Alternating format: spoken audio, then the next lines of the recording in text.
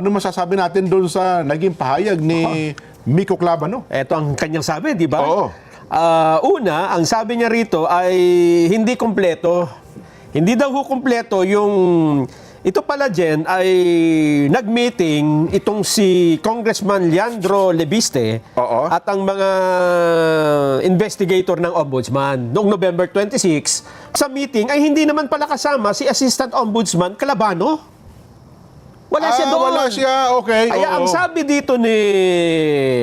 Sinagot niya isa-isa, ha? Oo. May pahayag po na sumunod si Ang sabagot dyan, si Kong Lian Libiste na. Kong Liabiste.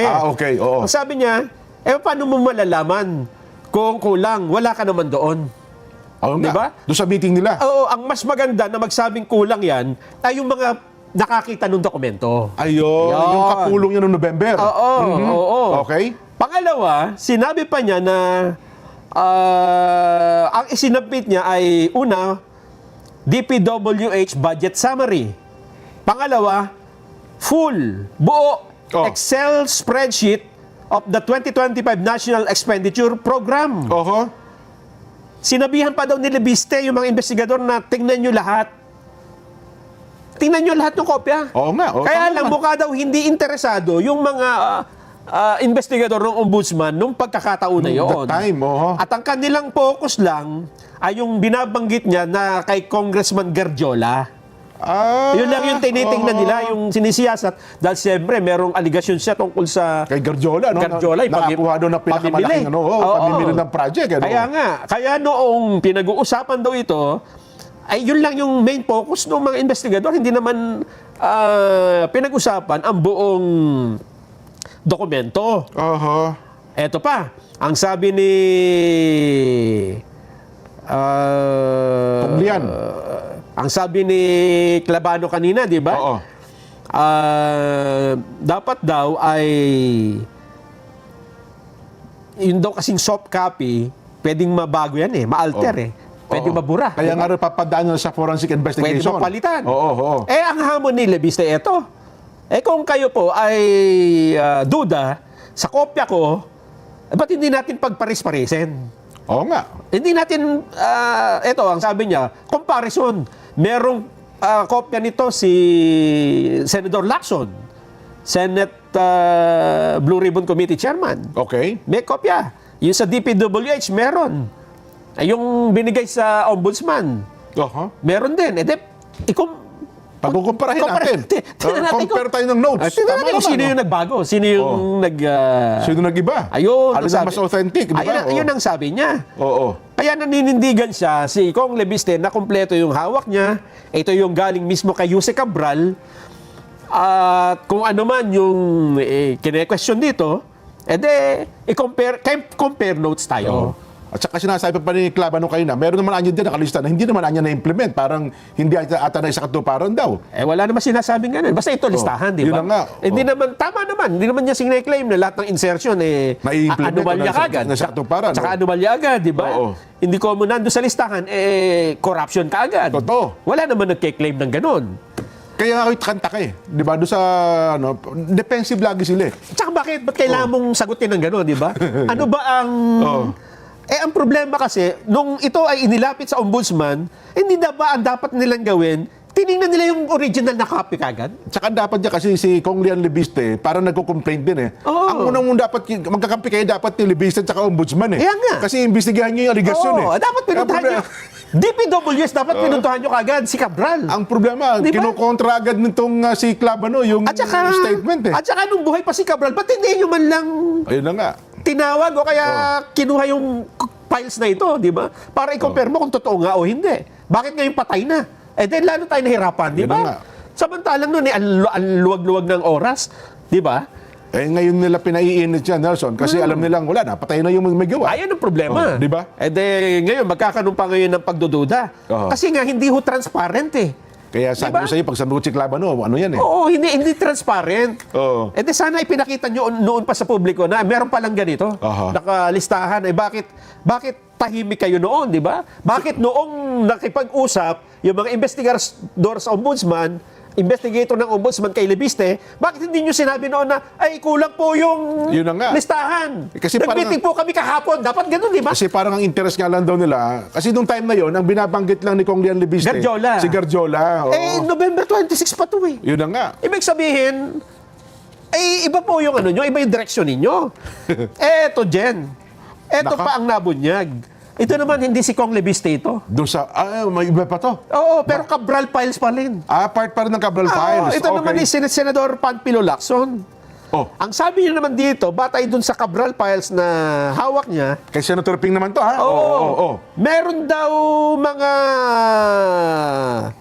Ito naman cabinet secretary. Ba? Hindi bababa sa 5 cabinet secretary, mayroon daw allocables sa 2025 national budget. Nako.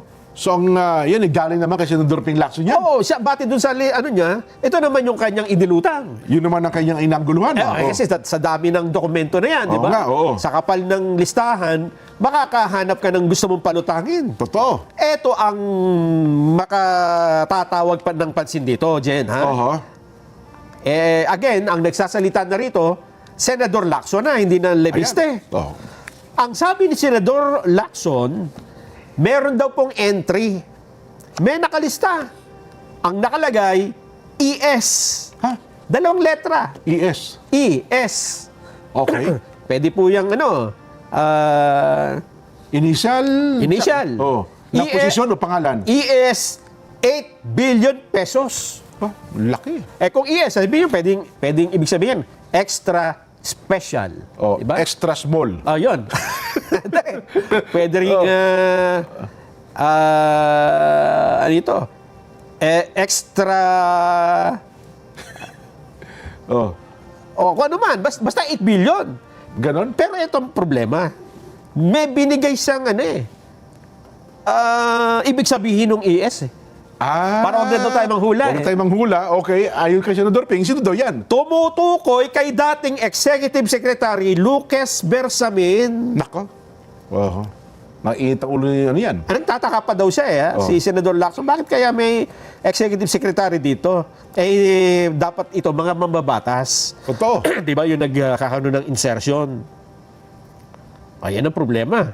Kayo na ata umaga, nanonood ako doon sa balita, parang maraming pinabulaan na ata ni ES Bersamin yan eh.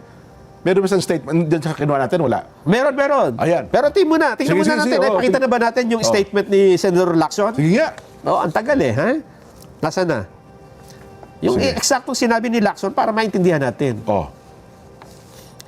Parang kulang sa bonus tong mga tao natin. Kabibigay ko lang dyan ng Kanina pa tinidiscuss. Tag 50. Dapat lumitaw na kanina 50 pesos binigyan ko. Oo. Asan na? Oh. Oo. Bapiring pa. Bapiring. Tuloy mo na lang daw yan. Oh. Kaysa naman ikaw, Babasahin ko na lang. kaysa naman ikaw umitang ulo. Umiinit kayo ulo. Oh, sige. At least 5. Tapos may undersecretaries. Ba, may Yusek pa. Nagulat din ako. Isang nakalagay doon, ES 8 billion pesos. Ako. Oh. Paano magkaroon ng allocables ang ES? Kay Sec Bonoan, nakita ko ang kanyang allocables, isang 5 billion pesos. Oh. Tapos may batches, 1 to 3. Nagkakahalaga ng 25.5B, 10B, 8B, at 7.5B. Ang lalaki. Umabot na siya ng 30.5 billion. Anong karapatan niyang magkaroon ng allocables? Tapos meron ding cabinet secretaries na meron ding tig 2 billion pesos. Oh, tindi. Bakit? Yan ang kanyang Mga statement. cabinet secretary yan, ha? Oo. So, paano ngayon yan? Senador Lacson na nagsasalita niyan. Oo nga. Oo. Yari tayo dyan. Ano naman ang sagot ni ES Bersamin, Nelson? Teka, ginagawa pa dyan. Ginagawa pa. Tinulungan na tayo. Alam mo kasi nung tumulong sa atin. Sino? Binadala sa akin eh. Nahihiyaman po ako sabihin, ang tumulong na sa atin, Nelson, ay ang ka Arnel Berceles. Siya ba? Diyan, ito na. Parang umitaw. Pawag ng Diyan, minute tulungan ulo mo na natin. kayo, ha? Ito ang statement ni Executive Secretary Bersamin. Okay. Salamat po, ka Arnel. Ito, babasahin natin, Nelson, ha?